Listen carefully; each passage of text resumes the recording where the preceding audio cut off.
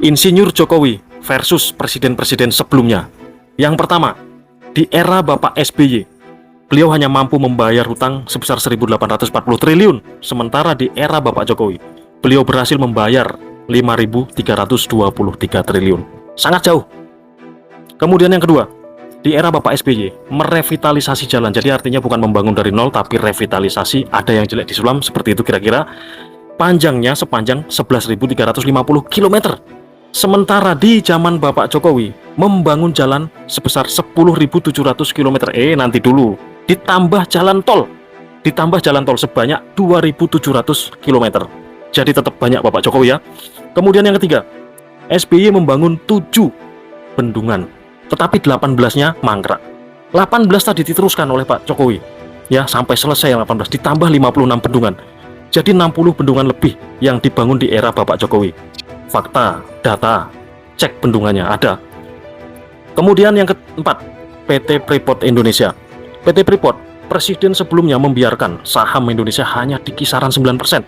9% itu data. Kemudian di zaman Bapak Jokowi, itu diambil sahamnya menjadi 50% lebih.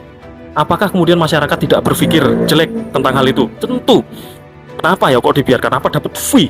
Ya udah, nggak usah berpikir seperti itu. Kita simpen ini kita di dalam hati aja. Kemudian tahun 2015 Bapak Jokowi kembali melakukan gebrakan membubarkan Petrol. Mafia minyak migas teman-teman dibubarkan di zaman Bapak Jokowi 2015. Fakta. Kemudian yang keenam, Blok Rokan dan Blok Mahakam yang merupakan sumur daripada minyak bumi, itu dikuasai asing lama banget. Tapi di era Pak Jokowi diambil alih dan diserahkan ke Pertamina, sehingga kemudian Indonesia mengelola yang namanya Blok Rokan dan Blok Mahakam dengan full dalam pengawasan pemerintah. Kemudian nomor 7, wilayah udara Singapura. Dari tahun berapa coba Singapura menguasai wilayah udara yang selama ini presiden aja mau ke Rio itu harus lapor sama yang namanya Singapura tadi. Kemudian di tahun 2024 jelang akhir masa jabatannya Pak Jokowi ngambil alih itu semua, yang mana Singapura udah dari sejak 1946, 1 tahun setelah Indonesia merdeka dikuasai wilayah udara tersebut. Kemudian di 2024 jelang masa pensiunnya Pak Jokowi diambil alih, dikembalikan ke NKRI. Ya, yang terakhir adalah berapa kali presiden-presiden sebelumnya ke Papua? Hanya 1 kali. Dan Pak Jokowi berapa kali? 18 kali guys, Bapak Jokowi ke Papua. Lalu ngapain aja ke Papua 18 kali? Nah, ini yang penting dijawab.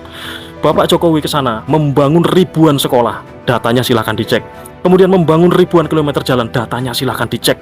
Kemudian mengentaskan kesenjangan sosial yang tadinya harga semen itu hampir 1 juta di Papua itu, kemudian sekarang sudah normal seperti di Pulau Jawa. Yang mana itu kemudian diambilkan uang. Dari mana uangnya? Dari subsidi minyak, yang minyaknya itu kemudian naik tipis-tipis ya, yang itu kemudian demo. Padahal mahasiswa itu apa ya tahu, uang itu kemudian disubsidi silangkan ke Papua sana untuk membangun Papua. Jadi yang demo tentang minyak kemarin itu orang yang ngime ya, stres dan nggak mampu memahami politik yang diberikan oleh Bapak Jokowi. Negarawan sejati yang telah memberikan ya hal-hal yang bersifat krusial seperti itu.